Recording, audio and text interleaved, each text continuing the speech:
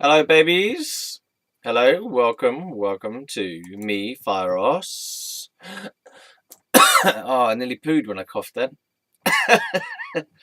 Welcome back to Fieros' story time with me, Fieros the Barbarian. I haven't called myself that for ages. Fieros, hello, yeah. Um, so I used to call myself Fieros Wilson. Now I call myself Fieros Reborn. Yeah, reborn babies. Anyway, here's my book, which is written by Ross Alistair Wilson. Don't worry about the names. It's all this same face, different hairstyles. um, yeah, Ross Alistair Wilson is my full name. That was given to me by my parents. Fieros is the name I gave myself, which came to me in a fit of madness, and I actually decided not to do the deed poll eventually. I got a deed poll through, as in I got the sheets or whatever, or ordered them or whatever it was, or downloaded them. I can't remember where I got them from. And I filled out all the stuff, and I went, do I really want to do this? Do I really want to change my name to Fieros? Because, what if I think of a new name like Aquos? So I decided not to. I almost put it down as Fieros the Barbarian because I thought that would be amusing for people to call me Mr. the Barbarian. Yeah, but I didn't go with that eventually. So I just decided not to do it. I don't know why. I just went, I don't know. I think it was because it cost like £15. I think I couldn't part with or £21 I think it was or something, and I thought, 21 quid, and then I'm gonna have it on my passport, and if I want to change it, I'll have to do it again. So I can't be bothered. So I just use the different names as a way to just kind of like separate out the different things I do, and the different feelings or ethos ethi that I have.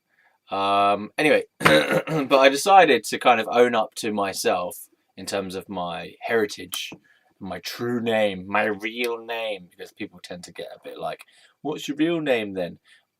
All the names are as real as any other fucking name. It's just a fucking name, And I want it to be the one that I want it to be when I say, but who cares? So I decided to give myself a proper name rather than a mythological superhero kind of Fieros name. And it's also a symbolic reclaiming of my name, because the Ross Alistair Wilson being, who I used to be, kind of was depressed all the time. Ross Alistair Wilson is a person who, if I think back to the kind of person who I was, there were some good qualities of me, but I was mainly depressed and unhappy and miserable and jaded and lost and psychotic even, if I use that term. I was a person who was not at ease with himself. I was just my emotional state was a mess. My outer life looked okay, but my insides were like a mess of depression and cotton wool, and I was just unhappy overall. And I didn't have the ability, which I do have now, to separate from my thinking. So I didn't have the ability to kind of step back from my thinking. I mean, I had it every now and again, but when I was depressed, really my thinking was the forefront of everything, and there was almost no separation at all between my thinking and my sense of self. So every thought that would go through my mind was torturing me, basically. It was torture that philosophical problems were unresolved. It was torture that obsessive thinking strains were going through my head, and thoughts would come to me that I hadn't asked for, if that makes sense. And just, I think it's like the space in my mind is very small, so everything inside there was very crammed in, and like lots of stuff, not much space. Therefore my sense of self was feeling trapped. the main feeling in my mind and emotions was that I was trapped.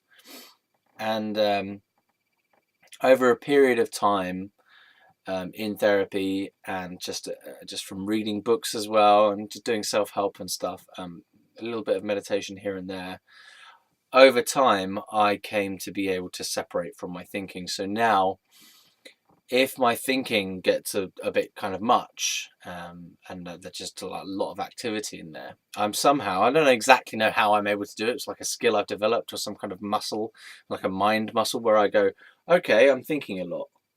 Ah, there's that happening. It's the observation, power of detachment or observational withdrawal from thinking. And I go, I see that. And it's literally like kind of, oh, I've got a bit caught up there. I've got a bit neurotic, and I can kind of notice when I'm getting neurotic and I'm just overthinking things. And it's not like I suppress my thinking. I don't go, no, no, no, no, no. I go, oh, there, I'm doing that again. It's less of a squishing down and more of a releasing. So instead of like saying no, no, no, no, no, no, no, no, no, go away, go away, go away kind of thing, I go, oh yeah, there you are. I see that. I hold the space for it, if that makes sense. I expand myself around it and let it happen, and it tends to just kind of go away. That's the paradox, is the more space you give your mind to free think and to imagine whatever it wants to kind of and to go wild and run free and stuff, the more space that you give your mind by sort of pulling back. It's a sensation of like pulling back and letting go. You just let your mind go. You kind of allow your mind to be what it is.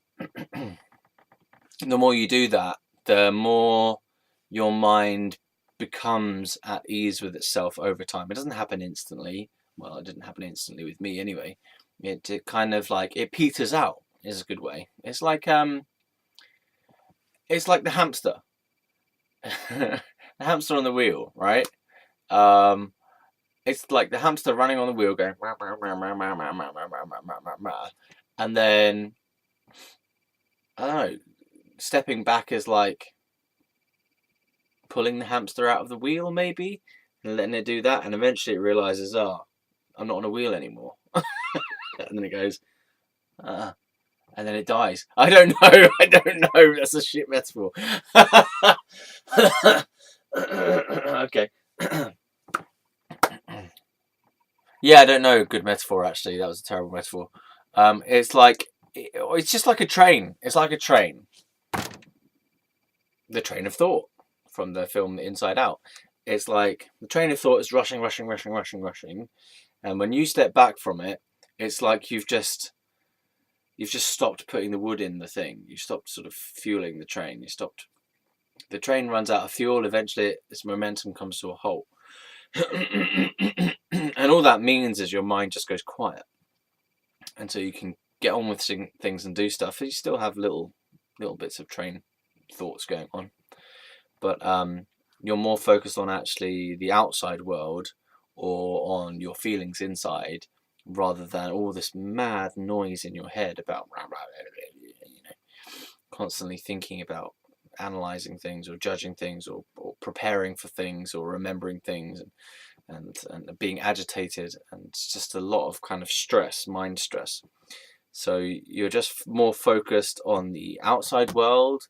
So you're like seeing what you're doing, listening to other people, focusing really on what you're doing, being present, and also focusing on your feelings. I feel like I'm more in touch with my feelings since my mind shut up, because your mind in the headspace is distracting you from everything. Actually, it's distracting you from what the other person is saying because you're too busy thinking about what you're gonna say. It's distracting you from watching something even as well. If you're watching this, you might be having all sorts of different random thoughts about what I'm saying, like judging me or telling me off or saying no to this or whatever.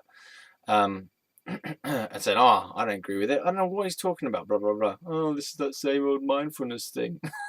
What is he, some kind of spiritual teacher? What does he think he is anyway? And all this crap. And that's just distracting you from actually hearing what I'm saying or being present to the video. that makes sense. So anyway, I don't know where that's come from. Why am I talking about that? There it goes. Anyway, okay, so I'm going to talk about Ward 12 again. Try and clear that up. So this is kind of a part of that same process that I just mentioned about withdrawing. What is it? It's like letting my mind run free. So I'm letting my mind run free about these topics, and I'm giving space to this particular issue from my past, which was, it's kind of what happened to me over a period of time, because that whole series of events and the feelings around it are like a big train in my consciousness of stuff that has a momentum to it, and it's a big bundle of energy of thinking and feeling and sensation that has this kind of force to it, this drive to it, and what I'm doing by telling the story is like liberating that from outside of me, from inside of me to being outside of me. So I just feel like the process is of cleansing myself from this event or series of events. And there is a part of me that enjoys the story. So I like the fact that I can now look back through these videos and say, oh yeah, that happened, that happened, that happened. And it's a nice record as well of what did happen. So I can sort of remember things for myself, just a kind of personal pleasure thing. That sounds really grotesque, actually. I'm taking pleasure from all the bad things that happened to me. Whatever. Who cares? So, Ward 12. Now, my mind feels quite empty about it. I remember saying in a recent video that I want to talk about the good things that happened. Something that's coming to my mind now is a conversation I had with this mental health worker, psychiatric nurse guy called Paul. I'm not going to reveal people's second names. I haven't been doing that at all anyway throughout this whole series. But his name was Paul. He was a nurse who worked in the ward sometimes, but he worked in the community mental health team as well. So I think he was kind of like a bridge somehow between, or he acted like a bridge. His role was to be a bridge between the community mental health team and the inpatients in the psychiatric ward itself.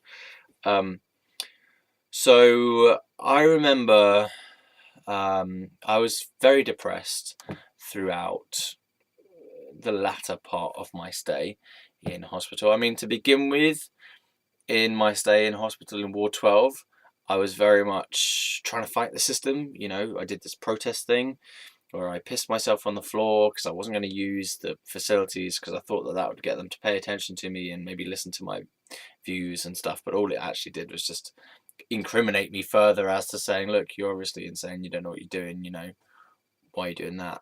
It doesn't make any sense. So it was kind of embarrassing and it was a failure. It didn't work as a strategy. And then I did the mental health tribunal thing as well, which is another way I was trying to fight the system. I was trying to get out of hospital. I didn't want to be there. I didn't think I should be there.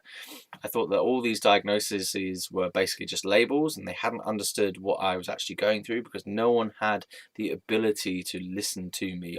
This is how I felt anyway.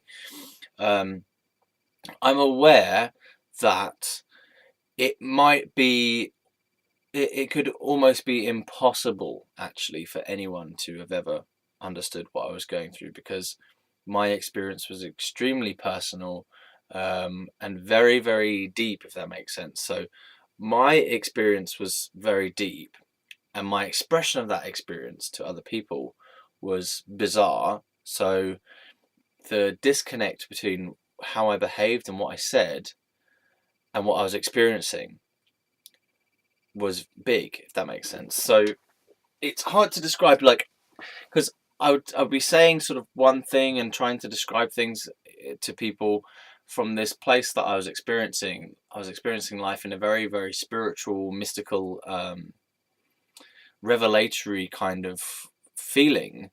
And the way I was expressing it was coming out very broken, very irrational. It just didn't seem like it made any sense. But for me, it was making sense. It was making more sense than anything I'd ever made in the whole history of the universe. You know, I could feel this sort of unifying sensation throbbing through life. Just I felt like all human beings were one being expressed in different forms, and the voice, everyone who spoke to me, it just sounded like the voice of humanity speaking and just resonating from this one field of beingness, if that makes any sense to you.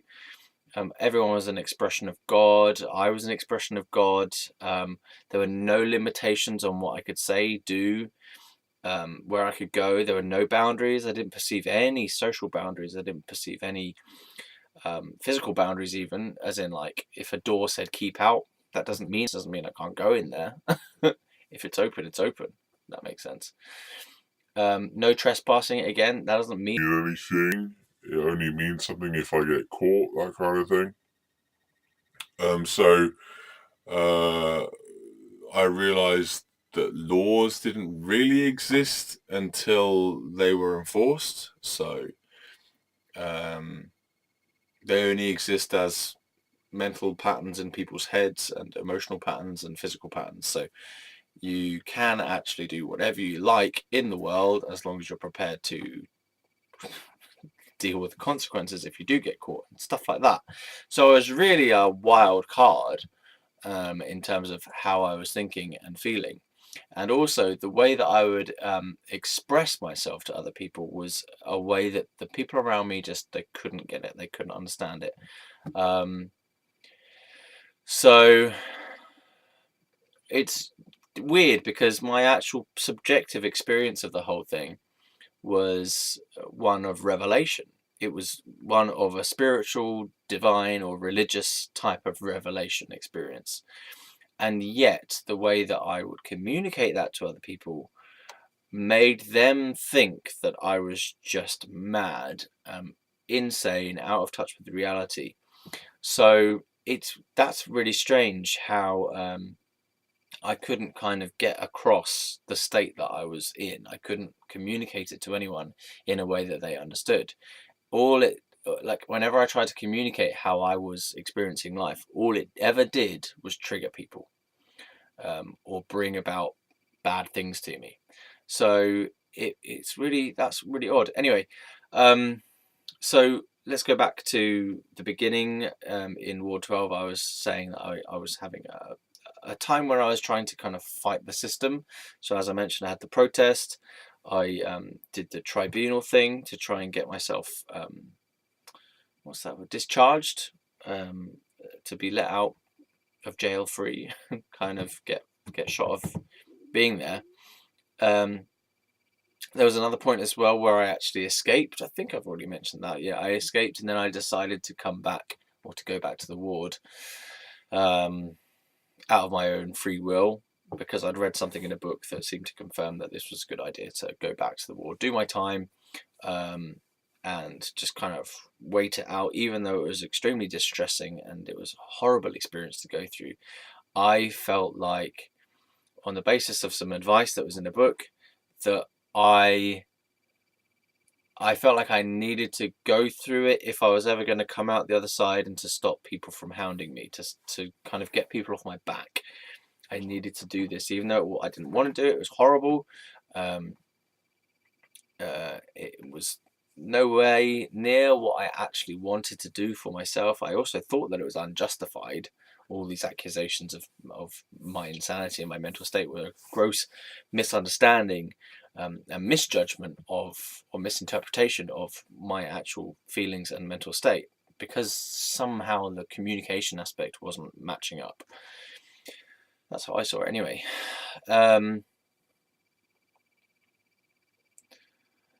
So I started off in the hospital with this kind of, you could call it optimism in a way. I was optimistic and spunky and trying to fight the system. And like, I was very assertive and trying to make sure that I didn't get on any medication, because I wanted to protect my sense of self and protect my mental state, because I felt like I was in a very good place, actually. Overall, I felt like this was who I was supposed to be. This was the right version of me. This was like the new me.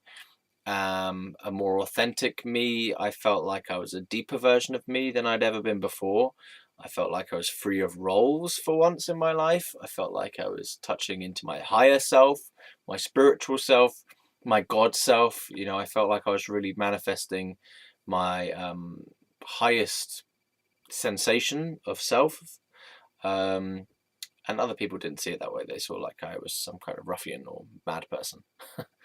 But well, it's such a shame really that I couldn't communicate to them what I was actually going through and how I was experiencing things, because the way that I expressed it was like, I don't know, they couldn't understand what I was saying. I thought I was saying stuff that made sense, but it obviously only made sense from that particular state of being. And because they weren't in that state of being, it didn't make any sense. Does that make sense? So let's say, for example, I met someone who was going through that exact same feeling of God realization, self realization, spiritual realization, revelation, whatever. Let's say I came up to them and they're in that same feeling. It's basically like being stoned, but to the point where you're not, like, your perception is not that altered. You can still see things in reality, and touch things and function. That's what I could function. And I wasn't like inebriated by this feeling at all.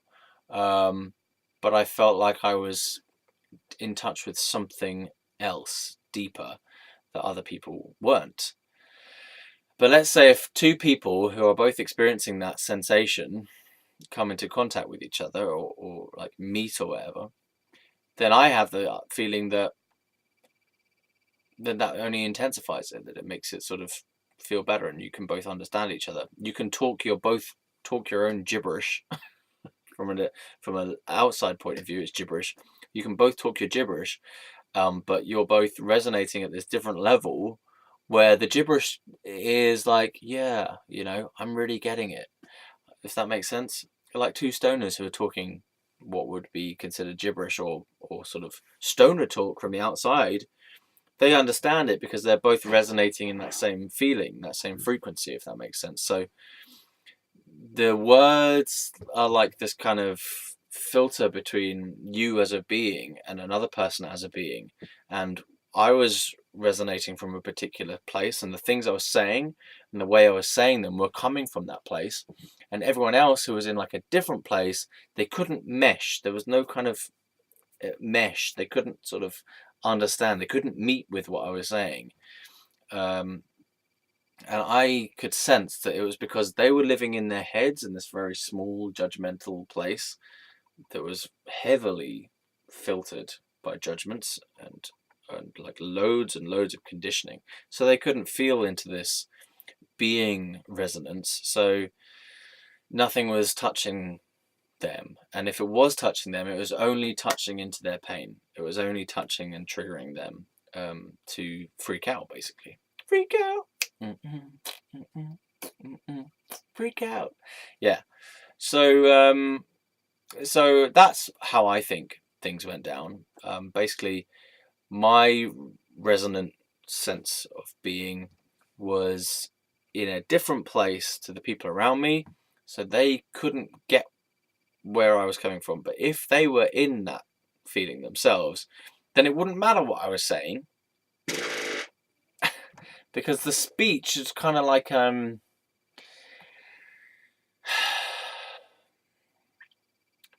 sometimes anyway, it was just like a kind of flour on top of the real cake. It was just like a sort of icing on top of the ocean of being that I was, this vibrating sensation of godness. So it's almost like it didn't actually matter what I was saying necessarily, because it was all an expression of this one thing anyway, so who cares? All right. Anyway, so yeah, I was in hospital, and basically I'm trying to chart a bit of a journey between the beginning and the end. So the beginning, as I say, I was very kind of assertive, trying to change things for myself, trying to get myself out of hospital, and desperately trying to avoid being medicated, as I was just saying, because I was enjoying my state of being. I was enjoying my feeling of self, and I felt like medication being given to me was going to change that, and it was going to take it away from me, which it ended up doing. So I was intuitively against medication because I knew that all it was trying to do is trying to suppress me, or trying to take this feeling away that I was having. And it was a really good sensation for the most part. Okay, it was causing chaos around me because no one else could get it. No one else understood why I was behaving that way. Or they couldn't understand the place that I was living from. They couldn't get it. You know, everything to me was symbolic as well. The words I was saying and the things I was doing and the things I saw was all symbolic. It kind of, the whole world started manifesting in terms of symbols, in terms of like shapes, animals, mythological feelings were just coming through everything. So everything was a synchronicity. So I felt like the world was very synchronistic. So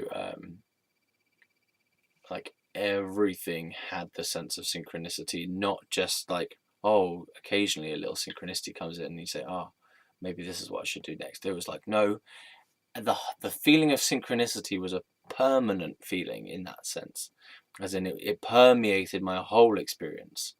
So I was living in a synchronistic being state, right? So if I was to sit in it and I would like see this January, there's a thing that says January there, or like I was to see Ganesh, and I would be like, Ganesh. How can I see it? How can I try and explain this? Yes, because Ganesh is the god of writing, and I am writing a book, and therefore synchronicity. I don't know. I can't fucking do it off the top of my head because I'm not in that state anymore, right? But it was a good state of mind. It felt like the world was vibrating. Everything was vibrating. Yeah. But intelligently as well. So not just kind of randomness. Nothing was random anymore in the universe.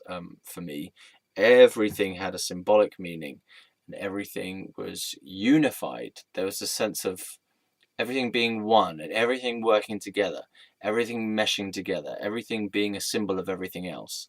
So suddenly, it's like the whole world became joined together or something somehow. So all the separate different parts that were in the world, all these different things that you can see, suddenly related to everything else in the room or wherever I was. And so it was like, I see how everything is connected, and I feel like everything is connected. And I feel like this is all part of me. This is all speaking to me. So it was a great experience, and that's partly why I didn't want it to change, because I was really enjoying it. And I felt like this was the best feeling because it also came with a sense of artistry as well. That's the thing. My artwork became incredibly detailed. It was mad because it was following all kinds of different tangents and stuff, but it was incredibly detailed and very, very precise. And it was a style that I have been working to actually try and recapture for a long time, where I can actually draw in that same sort of style as I drew when I was going through this psychosis thing. But I find that it's very intense to draw in that style, and it takes a lot of kind of conscious energy and emotional energy for me to draw in that style. But at the time of going through psychosis, fine. I would draw these like long cartoons with bits jumping off onto tangents and showing the connections, for example, between E.T. and Short Circuit, Johnny Five, how they're basically just the same thing, just one's a robot, one's an alien robots, man. Yeah, and I was having all these kind of like flashes of insight, seeing the connections between things. and having very like loads and loads of creative ideas. And that's something that is, I feel, has been quite hard to recapture, that sense of creativity that I was going through. It just felt very easy. And I had these journals. Everything that I did during that period of time as well, if it was journals, writing, everything, and even if it looked like madness to the outside world, it was all infused with this rich sense of meaning. Even if it didn't mean anything objectively or to anyone else, like just putting stickers on a journal, right, in certain ways and stuff, felt like it was just had this rich feeling to it. And writing this like stream of consciousness writing, I was like, aha, yeah.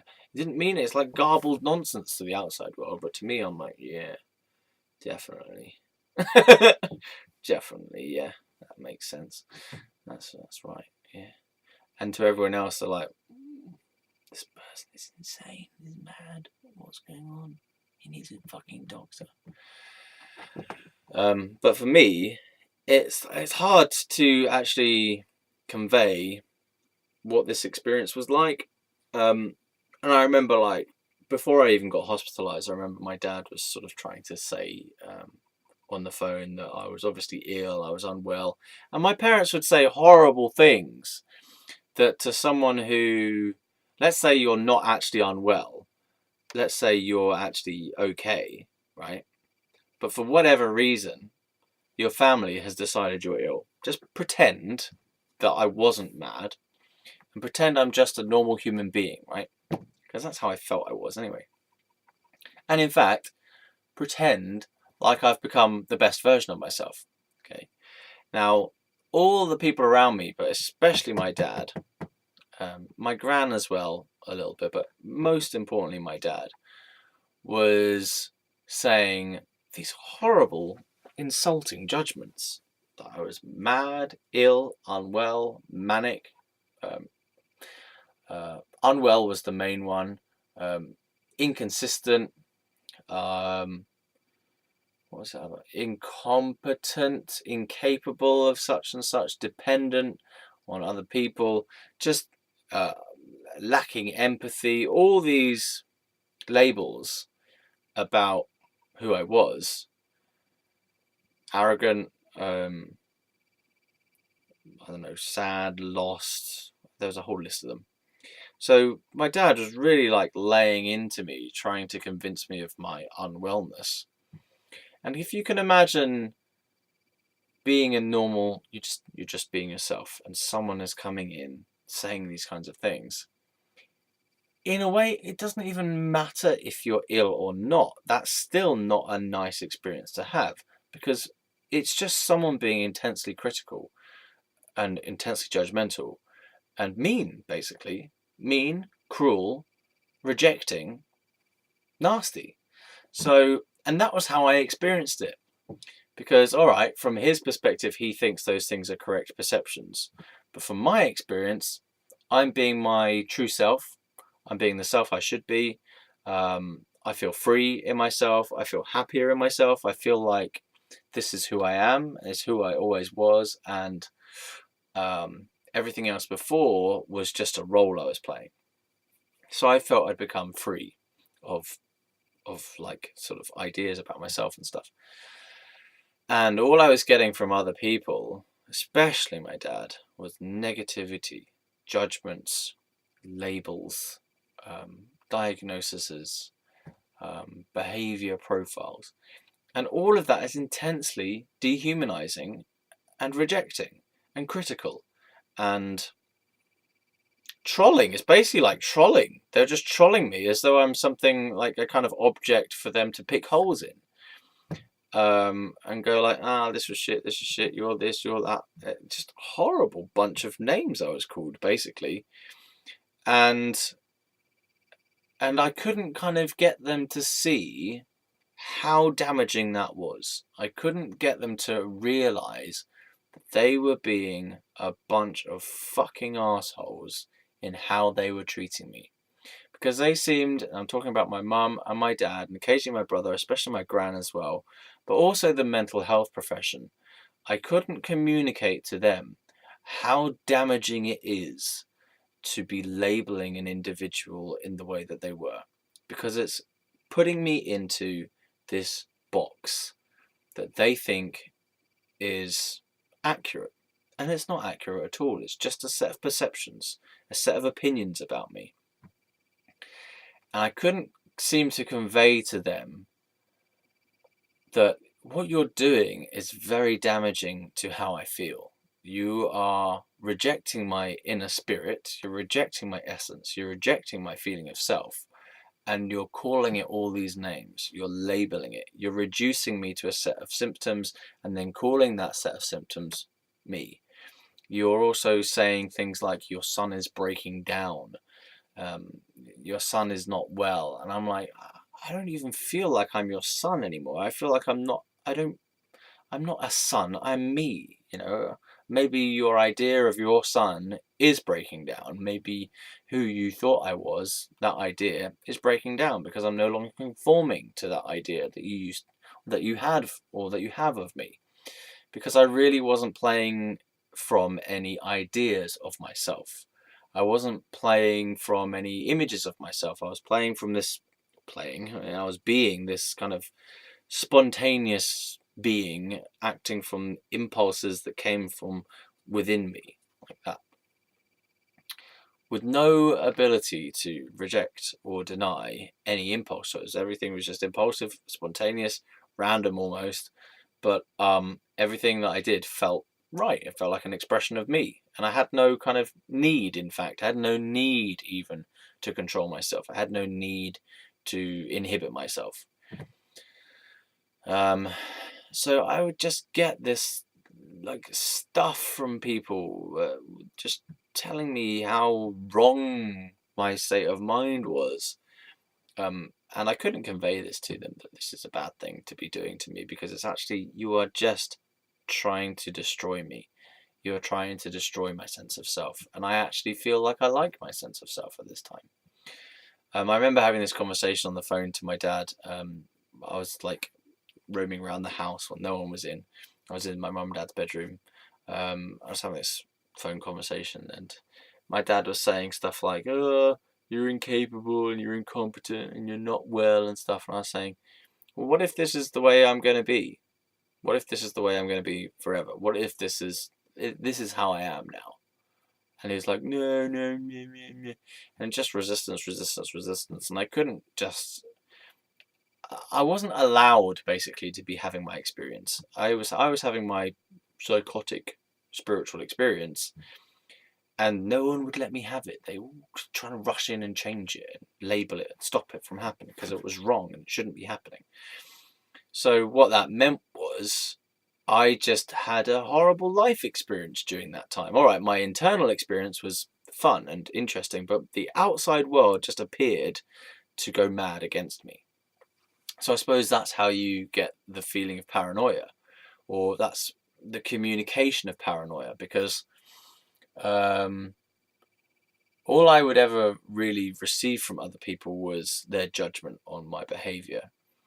So, and then when I would say to them something like, "Oh, you're just judging me," then they would think I'm being paranoid. So it's like, well, if you look at the situation as to what happened, they did turn against me, as in the people around me started trying to get me to go to hospital, which was against my wishes. So that is kind of against me, if that makes sense, you know?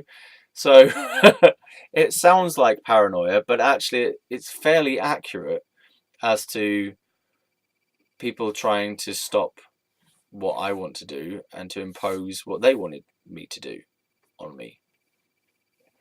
So I think it makes sense. I mean, I never had like proper paranoid feelings like that everyone in the whole world was trying to get me. No, it was just these specific people who were trying to put me into a hospital.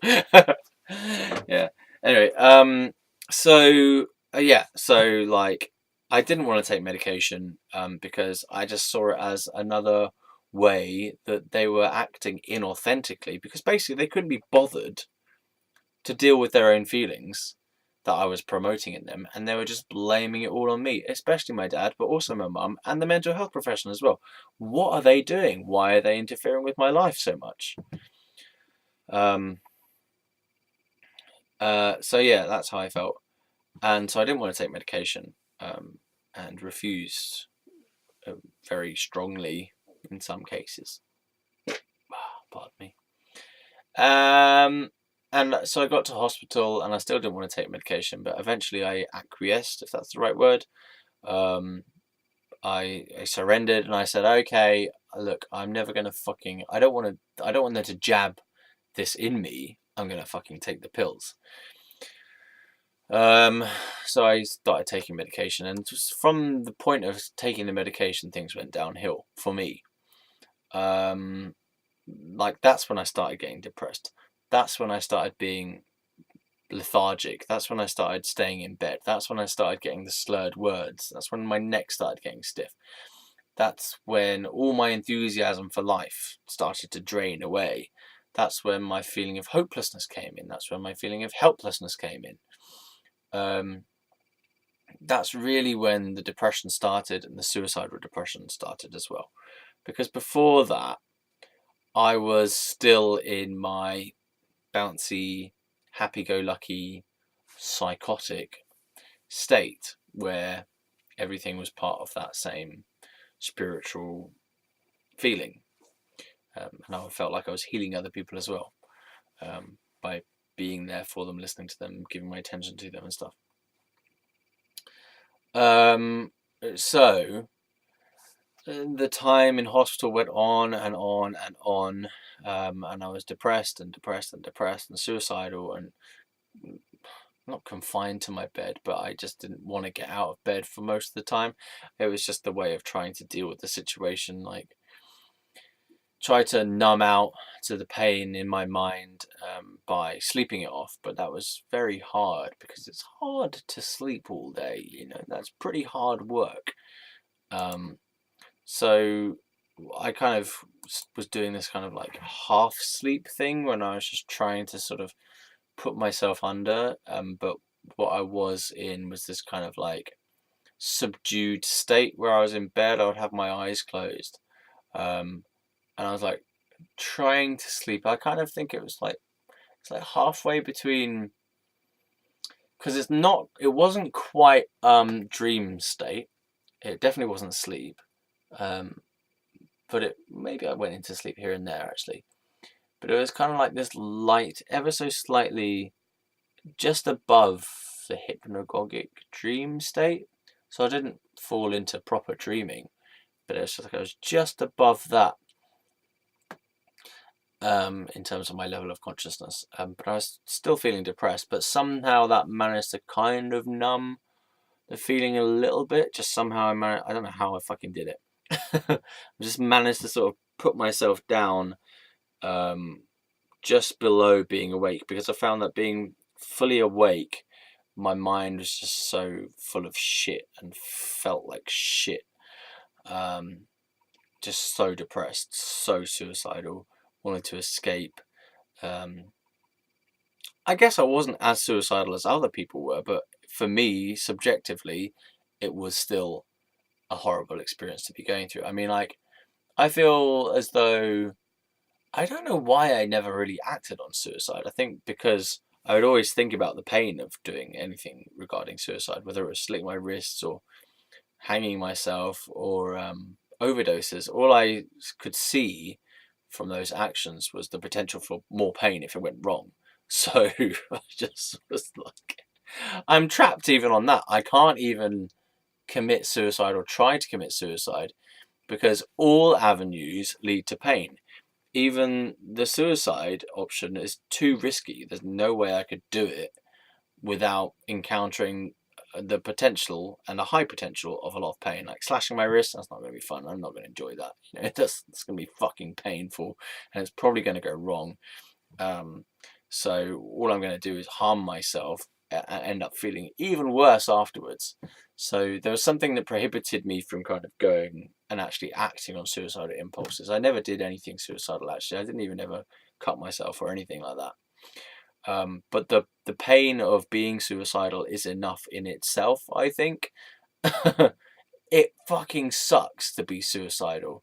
And I mean, I was only suicidal because I felt so much psychological and emotional pain.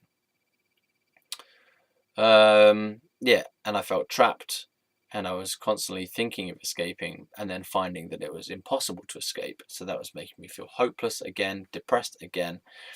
And it didn't help that there were people in the hospital who had been in there for a long time, and some of them didn't look like they were going to get out. There was this guy called Gavin. There was this lady called Denise. Maybe even this guy called Mark. They just didn't look like they're ever going to fucking come out of there. Because every time they had got out, for example, they just came back in. So it just felt like their life was just going to be that. And this one guy, Gavin, he just seemed so fucking gone. He never made any improvements in his mental state the whole time I saw him while I was there. It was just so kind of depressing. Like there's no hope. I just felt like there is a high possibility that I could be in here forever. That I could be in here for the rest of my life, and that this is going to be my fucking life. I remember writing a letter to the Guardian. I'd never sent it, but I remember writing this letter.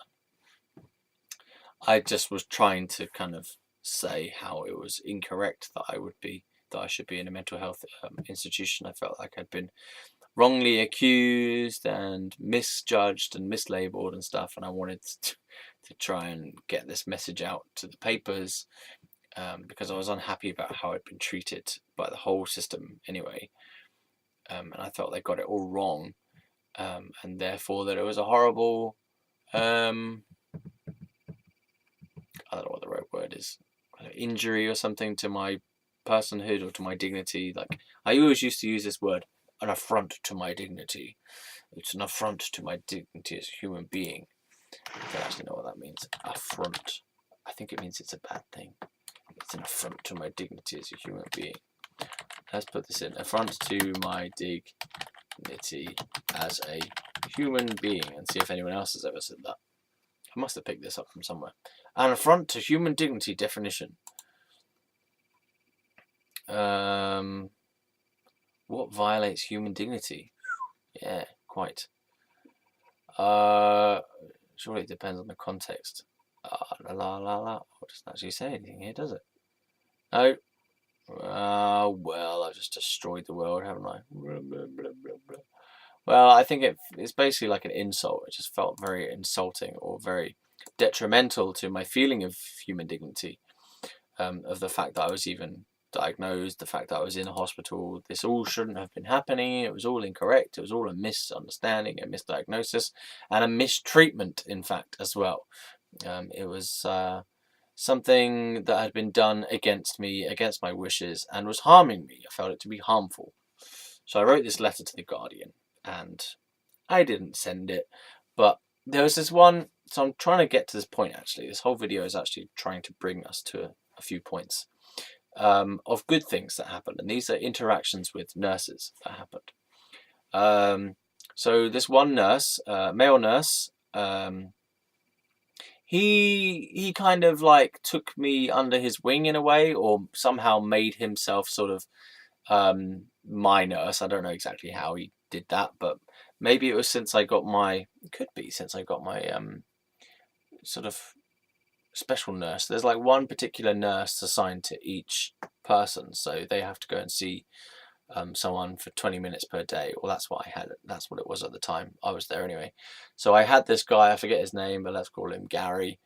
Maybe it was Gary, actually. I had this guy to begin with called Gary, who was my like main nurse guy, right? And he had to come and sit with me for like 20 minutes, ask me these questions, and just kind of see how I'm doing and stuff. It's supposed to be some sort of like, well, it's preventative in one sense, because they ask you like if you're having impulses to harm yourself or to harm anyone else, and they go through this fucking checklist of how you're feeling and stuff like this, to kind of prevent and be aware of suicide risk and also violence to other people. So they're trying to prevent that, and they're trying to become aware of what's the likelihood of this person being violent to themselves or other people. So they have to do this, and it's supposed to be 20 minutes, but I usually felt like I only got 10. And the guy was fucking watching the clock the whole damn time, or looking at his watch anyway, looking around agitatedly. And so I wasn't happy with that nurse. I thought that was bad. That was like that was bad practice, man. That was, why are you doing that job? I think you need to change your job if you're doing that. If you're going to a mental health nurse worker job and you're not really being present, like you don't want to be there, you find it uncomfortable to be there, or you think you should be elsewhere, you're doing the wrong job. Like, or you need a break. Maybe you just needed a break of some holiday time, to refresh and come back and be on the ball. He just didn't seem like he was on the ball. It just seemed like he was overworked, overstressed, didn't really care either. Like he was just doing it kind of like, yeah, he has to do it. He's not relating to me. I'm just another fucking patient to him. He's not even really engaging with me. If that makes sense. So he was the wrong person for me as a key. Let's call him key nurse. Key nurse. He was the wrong key nurse for me. So I managed to change that. I don't know how I did that, but I spoke to someone above him and said, "Look, I want my key nurse changed because I just don't think this is helping. I think this is making me feel worse. It's making me feel worse about myself because this person looks like he doesn't want to be there, which makes me feel rejected and unattended to, and like I'm not worth his time or something. He's supposed to be here to help me. He's supposed to be there to sort of check in with me, and he's barely doing it. He's just doing the bare minimum and then trying to get that fuck out of there as quick as possible." So I didn't feel that was good treatment. I felt that was bad practice. So I got that guy changed. I don't know how I did that. Must have spoken to someone, as I say, who was higher than him in this sort of hierarchy of the hospital. So I got this other guy. Well, no, it got changed to. I don't know whether it got changed to someone else or whether I had a couple of different guys. So there's this guy called Anthony. He did it for a while, this sort of check-in thing. He was better. He was much better. But at that time, my sexuality was still a bit kind of weird and fluid, and I didn't really know what I was doing. I kind of was. I'd just be attracted to whoever was in front of me if they gave me enough attention, I think. So I think I asked I definitely knew. Okay, I asked the guy out at one point, and he said no, no, no. And I was like, okay, yeah, woo, what am I doing? Anyway, because he was gay, anyway, but so yeah, I asked him out, and he said no, and I went, yeah, I don't know why I did that anyway. Okay, whoops, what the hell?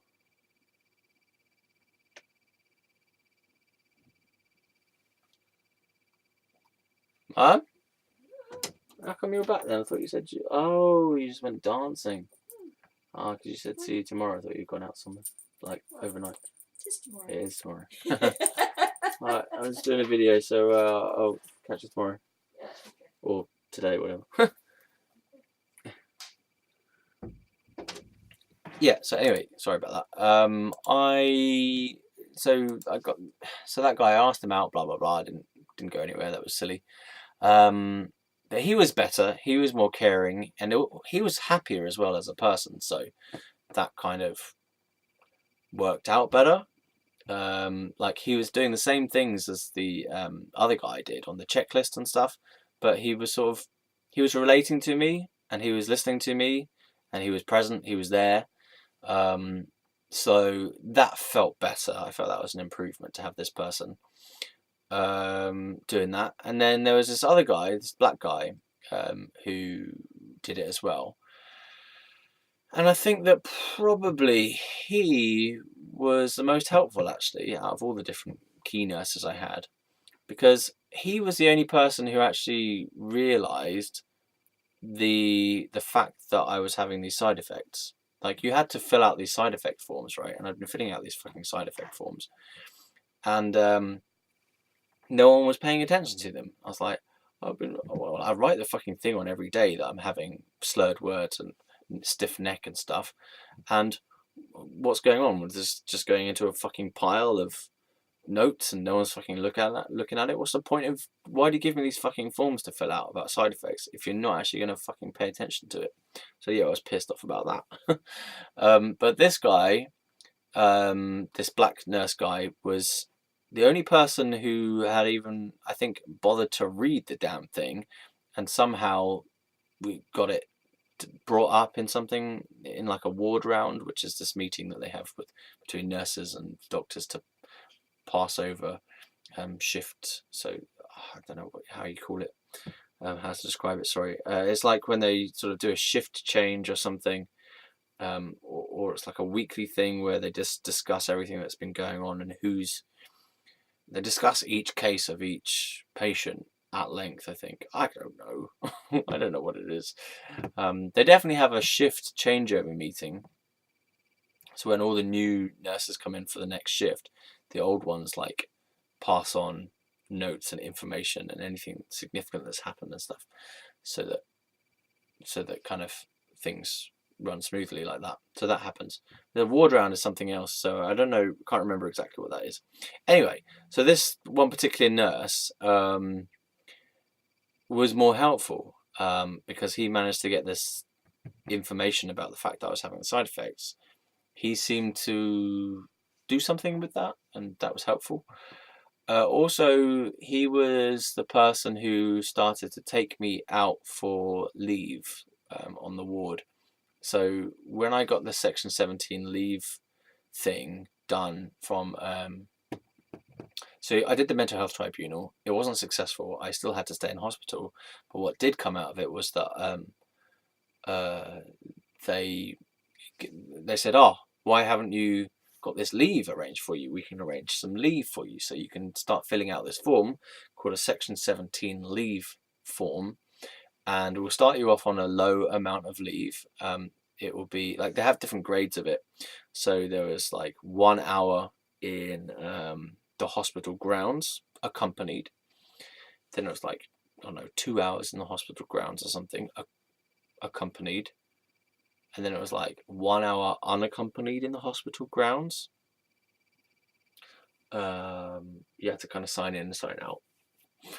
And then maybe it was 2 hours, I don't know, but then it got extended to like 4 hours and you were allowed just out wherever, unaccompanied. So I would go like down to the shop or something, or go for a coffee or whatever. And then there was also like I could be taken out by my parents.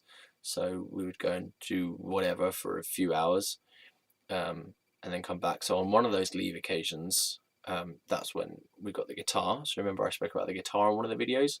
Did a massive video about the guitar. So that happened when I was on leave from hospital. So bringing it back to this nurse, so I'm trying to speak about the positive things that happened. So this one particular nurse he was the guy who took me out in the hospital grounds, and that was significant because it was like nothing. We weren't really doing anything, just kind of like hanging about, whatever, chatting in the garden. There are this randomly talking weird like a weirdo. There's some grounds. There was some grounds anyway. I don't know what the state of the hospital is at the moment, but there's some grounds with gardens. And it's actually amazing how nice it felt to just be outside of the confines of the like actual inside psych ward itself, just to be out, not in the wide world, just in the hospital grounds. So you're still kind of contained in a way, but just in wider space. There's like these gardens, flowers, you can walk through other corridors and stuff. It was nice, and it was also in the summer. So I got in there in May, and I stayed there until July, mid to the end of July. I can't remember, end of July, something like that.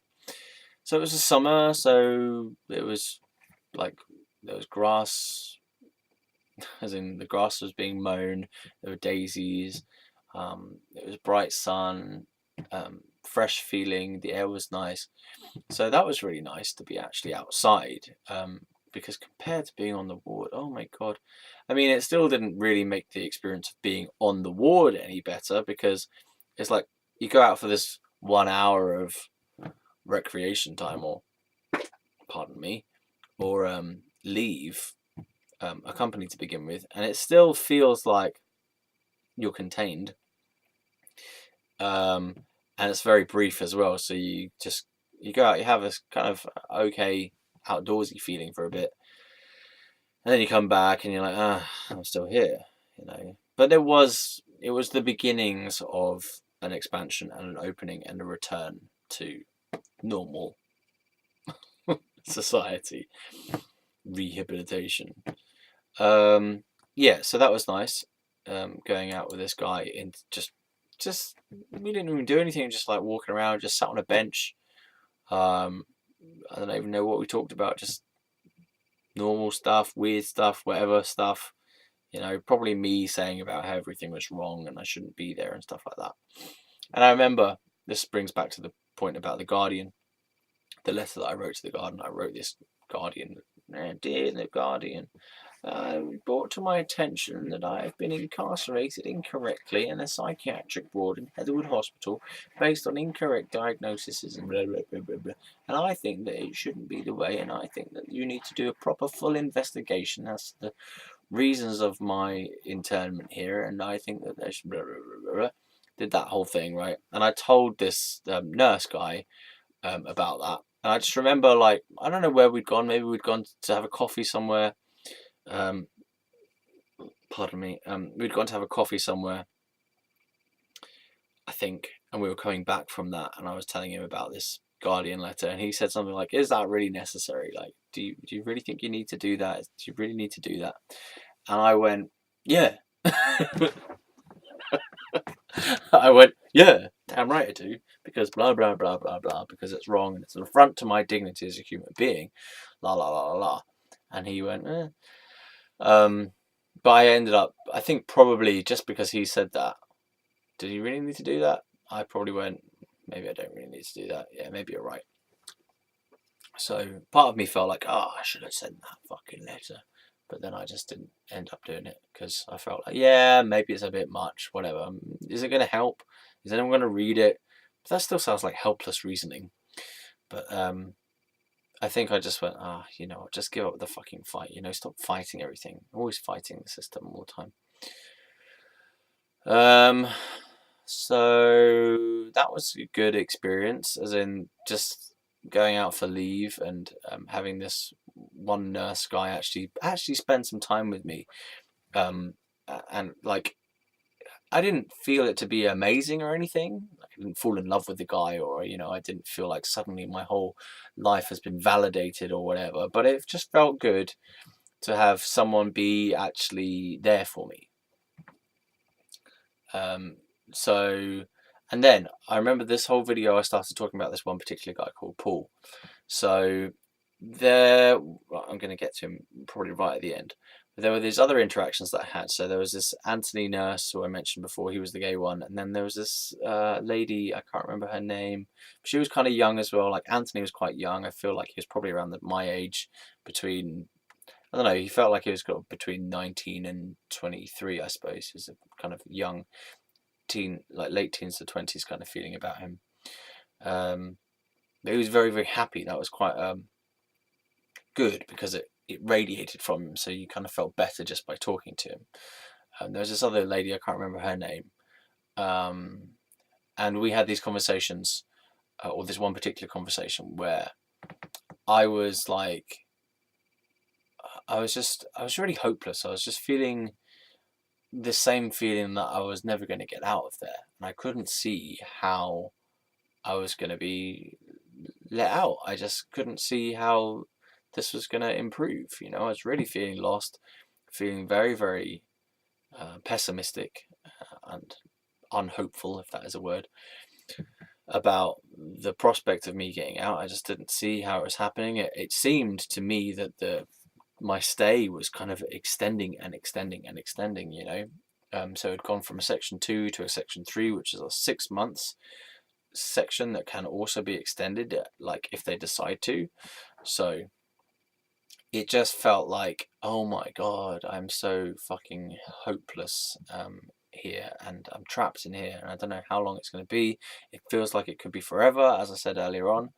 You know, I'm really feeling down about the whole thing, just at a complete fucking dead end, and suicidal, and wanting to escape and feeling like crap, and wanting to die, and am intensely depressed about the whole thing. And I had this conversation with Anthony and this other nurse lady, and I don't really know what they said, but they sort of said stuff along the lines of, no, people do get let out of here, not everyone stays here. You're not likely to stay here forever. We believe in you, was the message I was getting. Like, we believe in you. There is hope. You're going to get out of this somehow. It's going to be fine eventually. You'll work through it and you're going to get out. So that gave me a good feeling. I think it's really, if you look at it more closely, it all boils down to just being given some attention.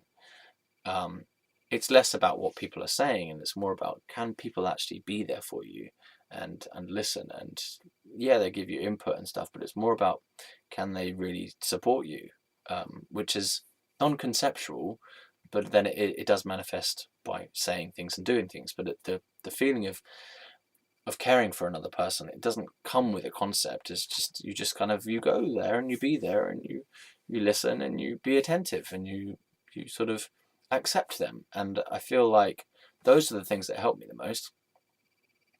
So that was a good conversation. As I say, I don't remember exactly what was said, but the underlying feeling was something like, no, you will get out of here. It is possible, and people get set free, and there is hope. Basically, there is hope, and there is. You don't have to think about it in the negative way all the time. So that was encouraging. I still felt depressed, but it was encouraging that someone had shown me that there was a potential light at the end of the tunnel. Speaking of light at the end of the tunnel, on one of my leave things in the hospital grounds, that I found out that there was a chapel, right? And I've never prayed before. Before then, I'd never prayed, apart from at school where you have to, but it didn't really feel like it. Who am I praying to? I don't know what I'm doing. You just say what the other person is saying. It's just a kind of repetition act, Blah, blah, blah, blah, blah, blah, blah, blah, blah. Amen. Okay. Amen. Most of the time you just say amen anyway. Amen. Amen. Amen. Okay. Right, that's that. So that's prayer. Listening to someone go blah, blah, blah, blah, blah. And then at the end you go, amen. Oh, but you have to do it like this. Amen. That's what prayer is. Amen. Okay. So maybe be thankful for this food, and may our thoughts be with the people in Africa who are starving while we eat this delicious food, and may we thank you, Lord, that we are in a better situation than they are. Amen. Okay. Anyway, so that's prayer at school. Oh, and thank you for Jesus, and so on. Amen. Amen. All right. And everyone just goes, Amen, at the same time. Anyway, I'm getting lost here. So, so I went to the chapel, right? I'd never prayed before, not properly, like not kind of from myself, not like from my own self, from my soul. It was always been sort of part of a church thing that someone else was leading the prayer. So I went to the chapel and I prayed for the first time. No one was in there, I don't think. It was a nice setting. I wish I could have stayed there longer, actually. But I went in there and I prayed, and there's this bit in this part, a part in this book where I talk about this, where I'm losing the flow now, aren't I? Oh well. Yeah, well, basically, I prayed to be set free. I prayed for my freedom, and I prayed for the strength. I remember saying something like, "Dear God, if you're listening, I pray for the strength to endure this, and to be set free, and to make it through this. And I just want to be back to my normal life," or something. I can't remember exactly what I said, but I was basically praying for freedom and for strength to endure however long I had to be there. And I don't know if it was that prayer itself or what, but I did get set free. I did get out. Um, and in my mind, it seems like that happened quite soon after I did that prayer, actually. I'd never prayed before. I just felt like I have nothing else to do that I feel is going to work or help. So I was like on my knees. And I was like, I'm going to fucking pray. I'm going to pray. And I feel like it worked. I feel like it worked. I mean, I got set free. I asked to be set free and I got set free. And I asked for the strength to get through it and I got through it. Yeah. And finally, the Paul thing. So it was quite soon before I was let out. I didn't know it was soon before I was going to be let out. I had this conversation with this nurse called Paul, and it was kind of a conversation, it was kind of an argument. It wasn't a feisty argument. Basically, I was trying to convince him of the hopelessness of my situation. And I was trying to kind of convince myself that everything was negative and that I was never going to be set free and that everything he was saying wasn't telling me anything certain. He kept saying these sort of things like, "Oh well, it could be this long," and I kept asking him, "Well, how long is it going to be until I get set free?" And he was saying, "Well, it could be between this time and that time. We don't really know for sure and stuff." And I was like trying to get a fucking like certain answer out of him as to how long it would be, and I think he said something like, "Oh, could be 9 more weeks or something," and I just took that piece of information and I made myself completely and utterly depressed about that information. 9 more weeks. And I made myself very, very unhappy about that. That felt like the worst unhappiness actually from the whole of it. I just wanted to escape and die and feel like shit. I didn't want to feel like shit, but I felt like shit. And I remember I actually went out and we visited some family friends very soon after me being given that piece of information. And I was on leave for like 4 hours or something.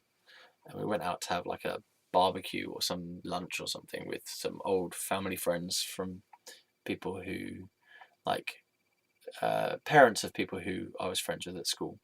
So a couple of different families, a few different families, I don't know, who we all used to kind of be friends. All us kids were friends, and then the families became friends because of us kids being friends. La la la, yeah. So I went round to theirs for dinner, and it was something, not dinner or afternoon. It was a barbecue thing, right? And I could only be there for a certain amount of time because I had to go back to hospital. But this was the first time that some of these people had seen me in a long time because I'd been in hospital. And I think it was a bit of a shock to them how I appeared because I appeared to be quite unhappy. I wasn't dressed to my normal level of like freshness, a bit grotty looking.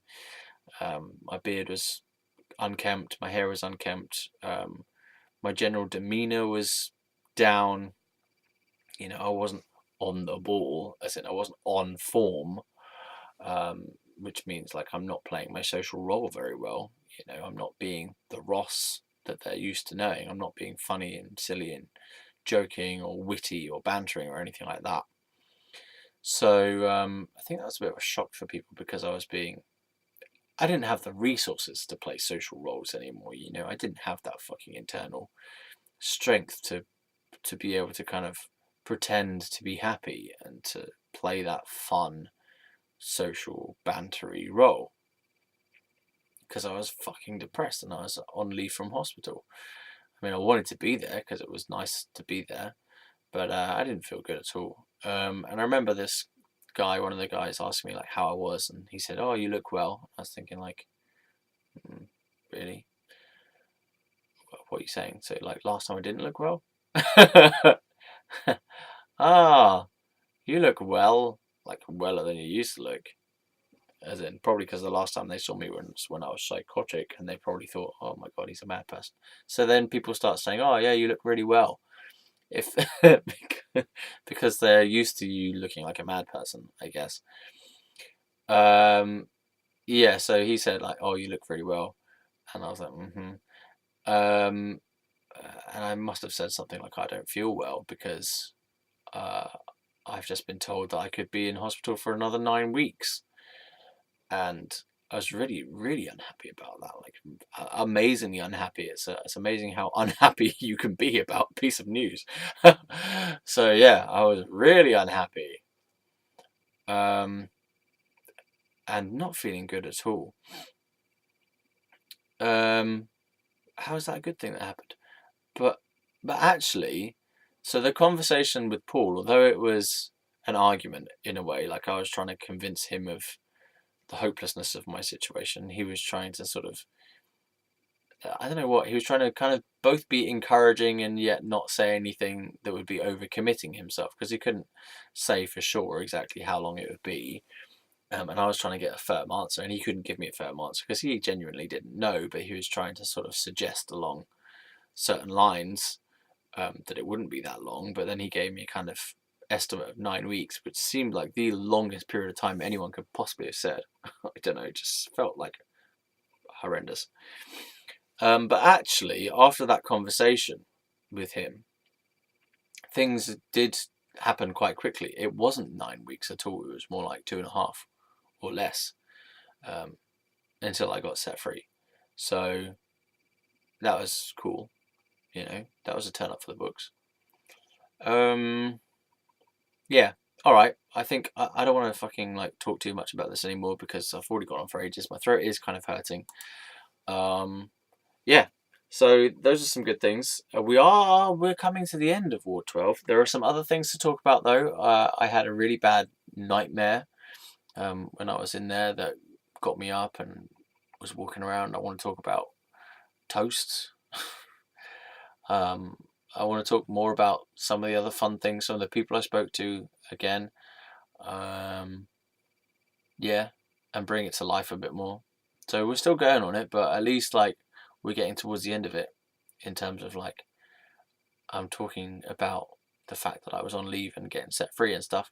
There's still more to say, um, but it's starting to feel a bit easier as well now. It's starting to feel a bit more light. I can see the light inside the situation now. Okay, pardon me. Bye.